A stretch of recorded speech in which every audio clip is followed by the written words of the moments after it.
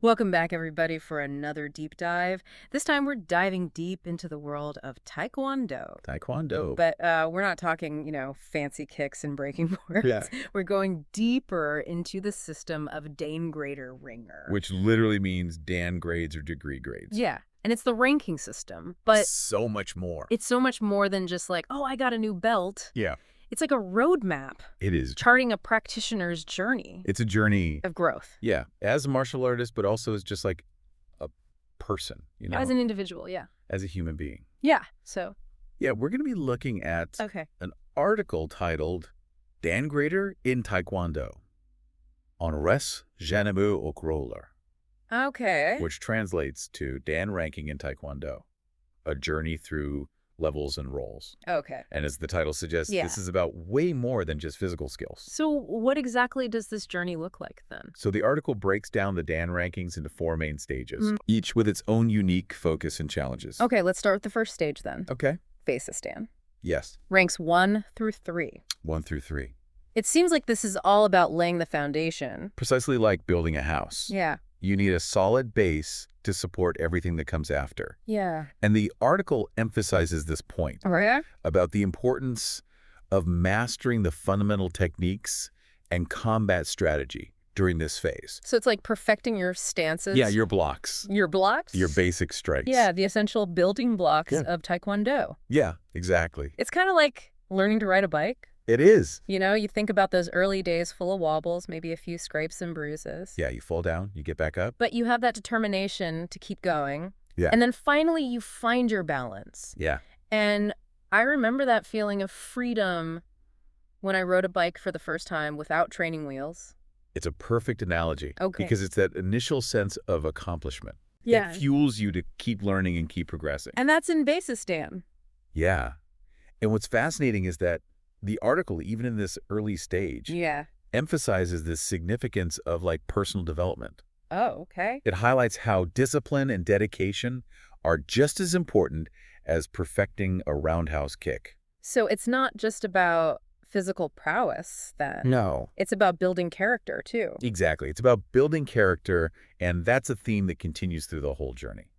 Okay, so we've gone through the basics now. Yeah. We've mastered the basics. You've got your foundation. Now we move on to Master Dan level. Yeah, ranks 4 and 5. Ranks 4 and 5. This is where things start to shift a little bit, right? Yeah, you're absolutely right. It's not just about you anymore. At this stage, the focus expands to include mentorship Uh-huh. and a deeper understanding of Taekwondo's values. Okay. You're no longer just a student, you start to guide others. Right. The article even quotes a 5th Dan practitioner who said, "It's no longer about proving myself to others.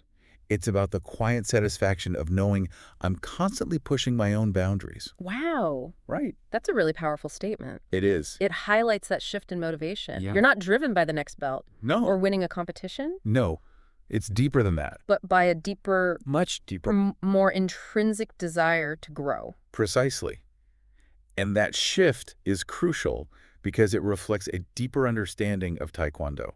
Okay. It becomes less about external validation Yeah. and more about this pursuit of personal excellence Hmm. and the responsibility of passing on that knowledge to others. So it's almost like the rewards become less tangible, Yeah. but more meaningful. Yes, it becomes about the joy of mastering a skill, Uh-huh. the satisfaction of continuous growth, Yeah. and the fulfillment of helping others achieve the same. It's interesting how that resonates with so many other aspects of life. I know. I find as I learn new things, my initial motivation might be just that end goal. But as I progress, the journey itself becomes much more fulfilling. I couldn't agree more. There's a real beauty in finding joy in the process, Yeah.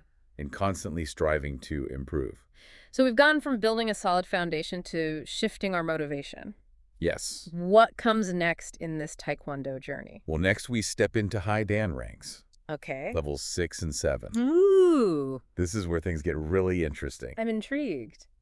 Tell me more. At the high Dan level, practitioners are expected to contribute to the development of Taekwondo on kind of a larger scale, Okay. going beyond their own personal practice. So it's like moving from like a student or a teacher role into more like a leadership role Yeah, exactly. within the Taekwondo community. Think of it as like shifting from mastering the notes and scales to composing your own music. Okay. You're not just playing the music anymore. Right. You're contributing to the art itself. Yeah. But The article points out a potential conflict here. So while high Dan practitioners are expected to mentor others and contribute to Taekwondo's development as a whole, many seem to primarily focus on their own clubs. So that's an interesting dynamic there. It is. It makes me think about the balance between individual contribution and community impact. Yeah. Is there a risk that focusing too narrowly on one's own club could limit the growth of Taekwondo in Denmark? That's a great question. Yeah. And the article doesn't really give a clear-cut answer. Okay. It really depends on how that knowledge and expertise is shared. Yeah, because if those high Dan practitioners are primarily focused on their own clubs, Yeah. and there's not a lot of interaction with other clubs and other practitioners. Right. It could create like a silo effect. Yeah, like a silo effect. Which could limit the cross-pollination of ideas and potentially slow down the evolution of the art as a whole. But on the other hand, maybe those highly skilled practitioners create really strong clubs. They could. That produce exceptional students who then go on and share their knowledge elsewhere. Yeah. So maybe it's more about the long-term ripple effect. It could be. What do you think? It's definitely a complex issue. Yeah. With no easy answers. Yeah. Maybe a balance is needed. Okay. Where high Dan practitioners are encouraged to both cultivate strong individual clubs and also actively participate in knowledge sharing and collaborative initiatives within the wider community. Because that would lead to, I guess, the most robust development of Taekwondo overall. Oh, fully. Okay, so we've journeyed from building a foundation to shifting our motivation and then stepping into a leadership role. With its own set of complexity. With its own set of complexity. Yes. What's next? Okay, well, next we reach the pinnacle. Okay. The Grandmaster Dan level. Okay. Ranks 8 and 9. Wow. This is where things get truly awe-inspiring. I can imagine. Think about it. The dedication, the years of practice, the depth of knowledge that someone accumulates to reach this stage. It's almost hard to fathom. To dedicate your life to something so completely. Yeah. To achieve that level of mastery. Yeah. What does that even look like?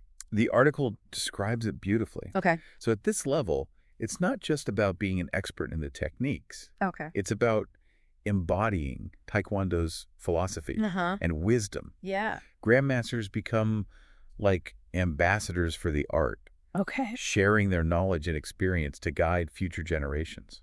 It makes me think of like those ancient trees that you see in old forests. Oh, yeah. You know, they've weathered storms, they've seen seasons change, they've grown strong and resilient. Yeah. They offer shade and shelter to those around them. Yeah. That's kind of what a grandmaster seems like to me, someone who embodies that strength. The resilience. The resilience and wisdom of a lifelong journey in Taekwondo. That's a beautiful analogy. Video. And just like those ancient trees, grandmasters have a deep, almost intuitive understanding of their art.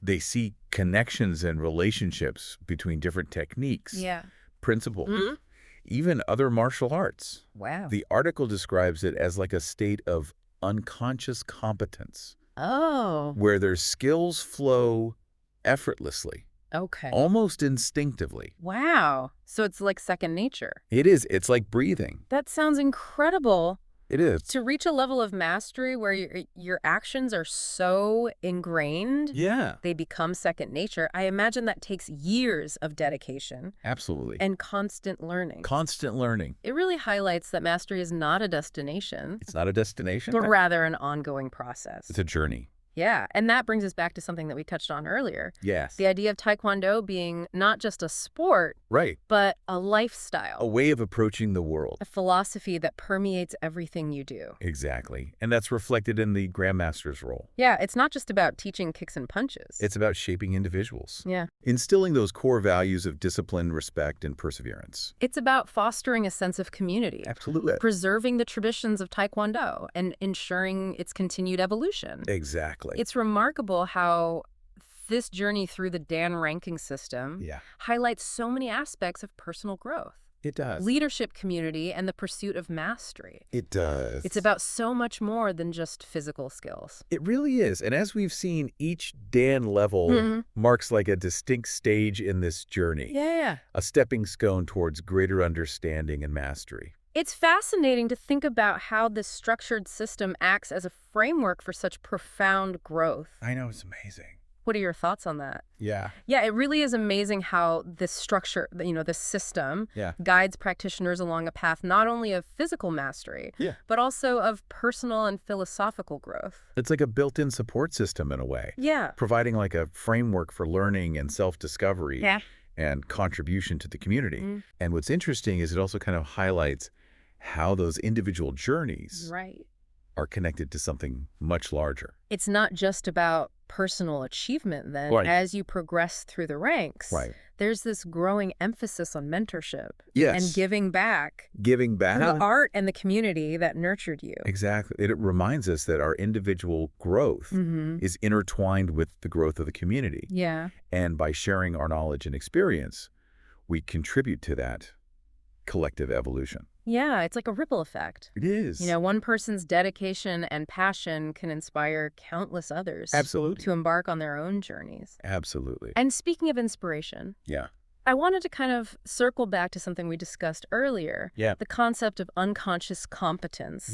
That grandmasters embody. That state where mastery becomes so ingrained. That your skills just flow effortlessly, almost instinctively. It's a really powerful concept. And it makes you wonder, what would it take to reach that level in other areas of life? So I have a question for you. Okay. And for our listeners. Okay. Think about a skill or an area of knowledge you're truly passionate about. Okay. What would it look like to reach a grandmaster level of understanding and contribution in that field?